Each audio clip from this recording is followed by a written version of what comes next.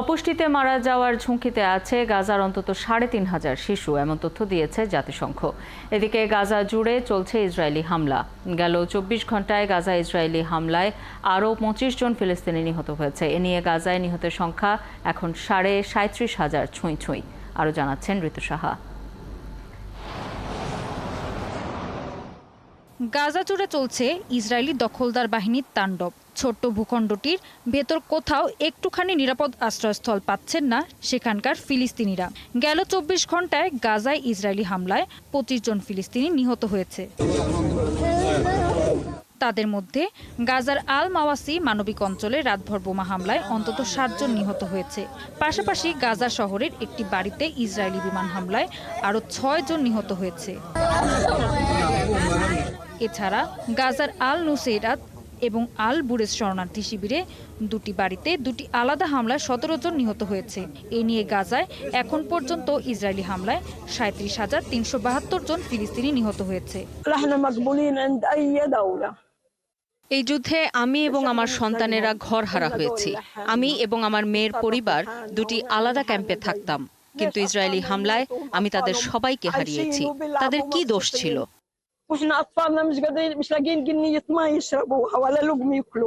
যুদ্ধ শুরুর পর থেকেই বোমা আর বন্দুকের মতোই গাজাবাসীকে লড়াই করতে হচ্ছে ক্ষুধা আর তৃষ্ণার সাথে।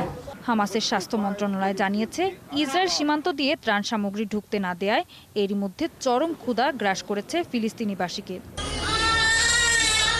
এই পরিস্থিতিতে গাজার অন্তত ৩,৫০০ শিশু অপুষ্টিতে মারা যাওয়ার ঝুঁকিতে রয়েছে। জাতিসংঘের মুখপাত্র ফারহান হক বলেছেন, সাম্প্রতিক সপ্তাহগুলোতে গাজার দক্ষিণাঞ্চলে ত্রাণ প্রবেশে গুরুতর অবনতি হয়েছে, যার ফলে দক্ষিণাঞ্চল জুড়ে আতঙ্ক ও তীব্র অনাহার দেখা দিয়েছে।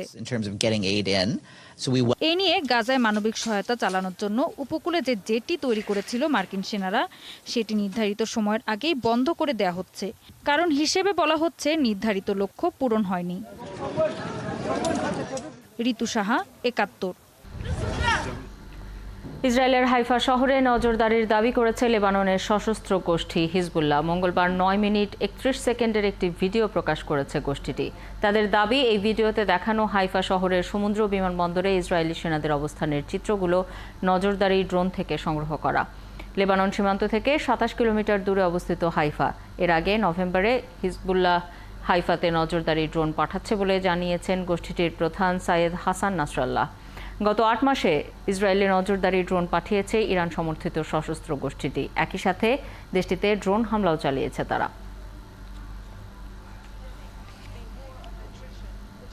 ইসরায়েলি আগ্রাসনে ফিলিস্তিনের অধিকৃত পশ্চিম তীরের অবস্থা দিন দিন খারাপ হচ্ছে বলে সতর্ক করেছেন জাতিসংঘের শীর্ষ কর্মকর্তা ভলকার তুর্ক। মঙ্গলবার জেনেভায় জাতিসংঘের মানবাধিকার কাউন্সিলে তিনি ফিলিস্তিনের অধিকৃত পশ্চিম তীর এবং গাজা উপত্যকার অধিবাসীদের দুর্বিষহ অবস্থা নিয়ে উদ্বেগ প্রকাশ করেছেন। ভলকার তুর্ক বলেন, অধিকৃত পশ্চিম তীর এবং পূর্ব জেরুজালেমে ফিলিস্তিনিদের পরিস্থিতি নাটকীয়ভাবে খারাপ হচ্ছে। সেখানে অক্টোবর থেকে ১৫ই জুন পর্যন্ত ইসরায়েলি হামলায় ৫২৮ জন ফিলিস্তিনি নিহত হয়েছেন। এদের মধ্যে ১৩৩ জনই শিশু। এছাড়া ইসরায়েলি সেনাবাহিনীর বেশিরভাগ হামলাই মানবাধিকার আইন লঙ্ঘন করে চালানো হচ্ছে বলে উদ্বেগ প্রকাশ করেছেন তিনি।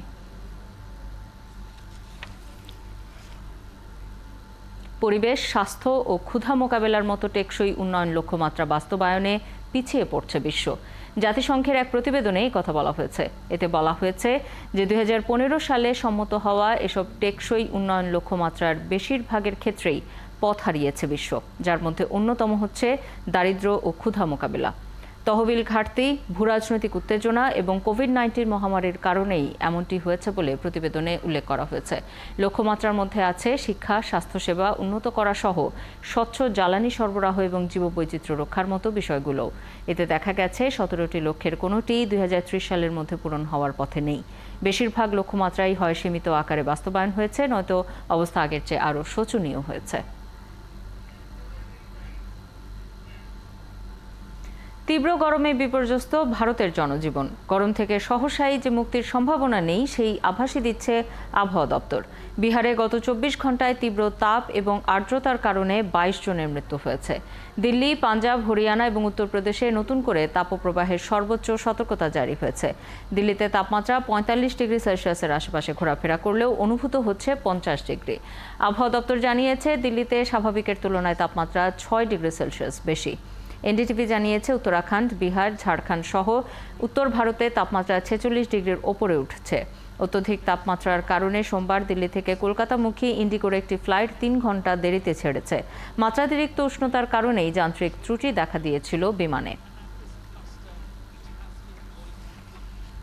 প্রখর তাপপ্রবাহ এবং অসহনীয় গরমে এবছর হজের সময় হিটস্ট্রোকে মৃত্যু হয়েছে অন্তত 577 জন হাজির। এই তথ্য জানিয়েছে সৌদি আরবের হজ মন্ত্রণালয়। মৃতদের মধ্যে 323 জন মিশরের হজযাত্রী। এর বাইরে মৃতদের তালিকায় আছেন জর্ডান, ইন্দোনেশিয়া, ইরান এবং সেনেগালের হজযাত্রীরাও। মক্কার বৃহত্তম হাসপাতাল আল মুয়াইসেমের মর্গে সব মরদেহ রাখা হয়েছে।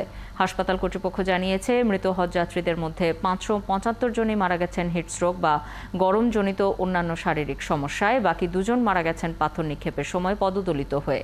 এছাড়াও গরমজনিত শারীরিক সমস্যায় আক্রান্ত হয়ে আল মুয়াইসেম হাসপাতালে চিকিৎসা নিয়েছেন 2000-এরও বেশি হজযাত্রী। হজের সময় মক্কার তাপমাত্রা ছিল 51.8 ডিগ্রি সেলসিয়াস। যুক্তরাষ্ট্রের ক্যালিফোর্নিয়ার দাবানল আরও ভয়াবহ আকার ধারণ করেছে। দিনরাত চেষ্টা করেও নেভানো যাচ্ছে না আগুন। শনিবার রাত থেকে লস অ্যাঞ্জেলেসের উত্তর পশ্চিমে গোরম্যানের প্রায় 60 মাইল এলাকায় ছড়িয়ে পড়ে আগুন। দাবানলে পুড়ে গেছে 14,000 একরেরও বেশি জমি। আগুন লোকালয়েও পৌঁছে যাওয়ায় এই এলাকার বাসিন্দাদের সরিয়ে নেওয়া হয়েছে। জারি করা হয়েছে জরুরি অবস্থা। আগুন নিয়ন্ত্রণে কাজ করছে লস অ্যাঞ্জেলেস ফায়ার সার্ভিসের 70টি ফায়ার ট্রাক, 2টি বুলডোজার সহ প্রায় 400 কর্মী। হেলিকপ্টারে করেও পানি ফেলা হচ্ছে, কিন্তু উচ্চ তাপমাত্রা, কম আর্দ্রতা আর প্রবল বাতাসের কারণে আগুন নিয়ন্ত্রণের চেষ্টা ব্যাহত হচ্ছে। ইরানের উত্তর পূর্বাঞ্চলীয় শহর কাশমারে রিক্টার স্কেলে 4.9 মাত্রার ভূমিকম্প আঘাত এনেছে। এই ভূমিকম্পে কাশমারে অন্তত 4 জন নিহত এবং আহত হয়েছে আরও 120 জন। কাশমারের গভর্নর বলেন, মঙ্গলবার ইরানের স্থানীয় সময় দুপুর 1:24 মিনিটের দিকে এই ভূমিকম্প হয়।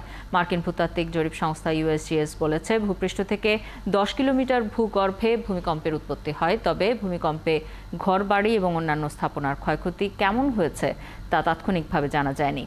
ভূমিকম্পের জন্য ঝুঁকিপূর্ণ কয়েকটি বড় টেকটনিক প্লেটের সীমানায় ইরানের অবস্থান, যে কারণে দেশটিতে প্রায়ই হালকা থেকে মাঝারি মাত্রার এমনকি শক্তিশালী ভূমিকম্পও আঘাত এনে থাকে।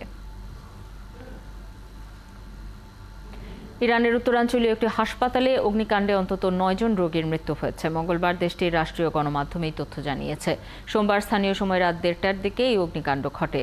গণমাধ্যমের প্রতিবেদনে বলা হয়েছে, রাজধানী তেহরানের উত্তর পশ্চিমে প্রায় 330 কিলোমিটার দূরে রাশদ শহরের কায়েম হাসপাতালের এই দুর্ঘটনায় 6 নারী এবং 3 পুরুষ নিহত হন। দেশটির দমকল বাহিনী বলছে, হাসপাতালটির বেসমেন্টে থাকা নিবিড় পরিচর্যা ইউনিট আইসিইউতে বৈদ্যুতিক শর্ট সার্কিট থেকেই আগুনের সূত্রপাত ঘটে। আগুনে সৃষ্ট ধোঁয়ায় এখনও 140 জনেরও বেশি মানুষ অসুস্থ হয়ে পড়েছে। তাদের সবাইকে উদ্ধার করে হাসপাতালে ভর্তি করা হয়েছে। মিয়ানমারে 2025 সালে পার্লামেন্ট নির্বাচন হবে বলে ঘোষণা দিয়েছেন দেশটির ক্ষমতাসীন জান্তা বাহিনীর প্রধান জেনারেল মিন অং লাইং।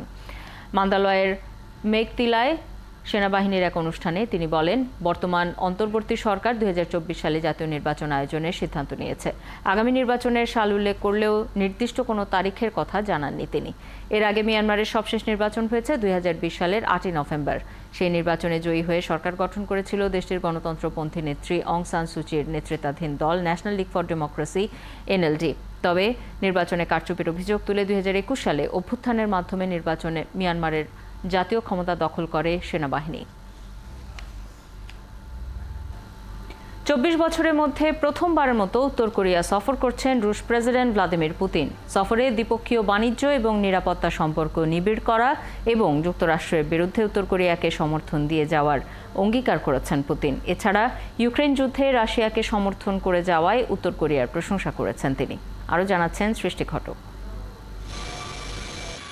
বুধবার ভোররাত 3:30টার দিকে উত্তর কোরিয়ার রাজধানী পিয়ংইয়ংয়ে পৌঁছান রাশিয়ার প্রেসিডেন্ট ভ্লাদিমির পুতিন। তাকে স্বাগত জানাতে বিমানবন্দরে আগে থেকেই দাঁড়িয়েছিলেন উত্তর কোরিয়ার নেতা কিম জং উন।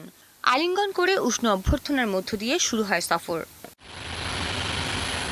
পুতিনের পররাষ্ট্রনীতি উপদেষ্টা ইউরি উশাকভ জানিয়েছেন, বুধবারের এজেন্ডায় দুই নেতার মধ্যকার আলোচনার পাশাপাশি একটি গালা কনসার্ট, রাষ্ট্রীয় সংবর্ধনা, গার্ড অফ অনার, নথিতে স্বাক্ষর এবং মিডিয়ার কাছে একটি বিবৃতি অন্তর্ভুক্ত ছিল। এমন সময় পুতিন উত্তর কোরিয়া সফরে গেলেন যখন দুই দেশই আন্তর্জাতিকভাবে প্রায় বিচ্ছিন্ন হওয়ার পথে। এমন সংকটময় একটি পরিস্থিতিতে রাশিয়া উত্তর কোরিয়ার কয়েক দশকের সম্পর্ক পুনর্নির্মাণ হতে পারে বলে মনে করছেন বিশ্লেষকরা।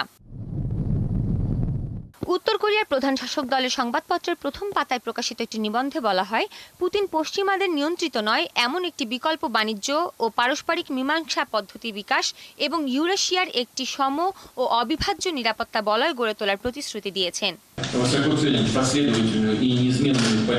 রুশ নীতির প্রতি উত্তর কোরিয়ার একনিষ্ঠ ও দৃঢ় সমর্থন সত্যিই প্রশংসাযোগ্য, বিশেষ করে ইউক্রেন ইস্যুতে। আমাদের লড়াই যুক্তরাষ্ট্রের সাম্রাজ্যবাদী নীতির বিরুদ্ধে। রাশিয়ার মিত্ররা এক হয়ে মার্কিন অপশক্তিকে প্রতিহত করতে হবে। যুক্তরাষ্ট্র ও তার মিত্ররা আশঙ্কা করছে, উত্তর কোরিয়ার ক্ষেপণাস্ত্র এবং পারমাণবিক কর্মসূচির জন্য রাশিয়া সহায়তা প্রদান করতে পারে। এমন পদক্ষেপ জাতিসংঘের নিরাপত্তা পরিষদের প্রস্তাবে নিষিদ্ধ। যুক্তরাষ্ট্রের ব্যাপক নিষেধাজ্ঞার মুখে উত্তর কোরিয়া মস্কো থেকে রাজনৈতিক ও অর্থনৈতিক সমর্থন এবং বাণিজ্যের প্রতিশ্রুতি পেয়েছে। জাতিসংঘের নিরাপত্তা পরিষদের ভেটো দেওয়ার ক্ষমতা রাখে রাশিয়া। উত্তর কোরিয়ার প্রতি দেশটি তার দৃষ্টিভঙ্গির পুনর্মূল্যায়ন করার ইঙ্গিত দিচ্ছে। এদিকে পুতিনের সফরের আগে মার্কিন অর্থনৈতিক চাপ, ব্ল্যাকমেইল ও হুমকি প্রতিহত করায় তার প্রশংসা করেছিল পিয়ংইয়ং। সৃষ্টি ঘটক, ৭১। দুই কোরিয়ার মধ্যবর্তী সীমান্ত এলাকায় সামরিক সীমানা রেখা অতিক্রম করেছে উত্তর কোরিয়ার সেনারা। এর পরপরই সতর্কতামূলক গুলি চালিয়েছে দক্ষিণ কোরিয়ার সামরিক বাহিনী। মঙ্গলবার সকালে ডিমিলিটারাইজড জোনে এই ঘটনা ঘটেছে। দক্ষিণ কোরিয়ার জয়েন্ট চিফস অফ স্টাফ জানিয়েছে, প্রায় ২০ থেকে ৩০ জন সেনা ডিমিলিটারাইজড জোনের এক মাঝখান দিয়ে ২০ মিটার সীমানা রেখা লঙ্ঘন করেছে। তখন দক্ষিণ কোরিয়া সতর্কতামূলক গুলি চালালে উত্তর কোরিয়ায় ফিরে যায় তারা। ইয়নহাপ নিউজ এজেন্সি বলছে, সেনারা ইচ্ছাকৃতভাবে সীমানা লঙ্ঘন করেছে বলে মনে করছে না জেসিএস। ঘটনাটি এমন এক সময় ঘটল যখন ২৪ বছরের মধ্যে প্রথমবারের মতো উত্তর কোরিয়া সফরে গেছেন রুশ প্রেসিডেন্ট ভ্লাদিমির পুতিন।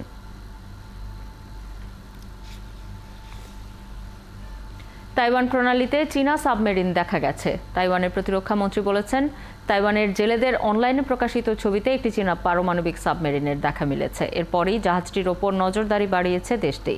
তাইওয়ানের মিডিয়া ভাসমান এই সাবমেরিনের ছবি প্রকাশ করেছে। এটিকে একটি পারমাণবিক সশস্ত্র জিন ক্লাস ব্যালিস্টিক ক্ষেপণাস্ত্র সাবমেরিন বলে ধারণা করা হচ্ছে। মঙ্গলবার ভোরে প্রণালীতে মাছ ধরার সময় একটি নৌকা তাইওয়ানের পশ্চিম উপকূল থেকে প্রায় ২০০ কিলোমিটার দূরের এই সাবমেরিনটির ছবি তুলেছিল। সাবমেরিনটির বিষয়ে জানতে চাওয়া হলে তাইওয়ানের প্রতিরক্ষা মন্ত্রী ওয়েলিংটন কু বলেছেন, তারা গোয়েন্দা পরিস্থিতি পর্যবেক্ষণ করছেন। আর এ বিষয়ে কোনো মন্তব্য করেনি চীনের প্রতিরক্ষা মন্ত্রণালয়।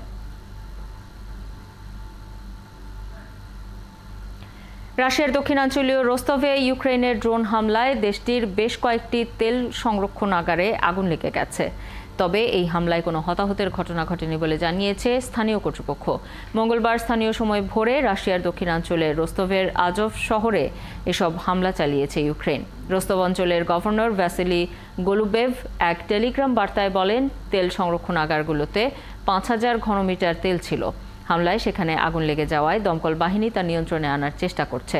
এই ঘটনায় ইউক্রেনের পক্ষ থেকে এখনও কোনো প্রতিক্রিয়া জানানো হয়নি।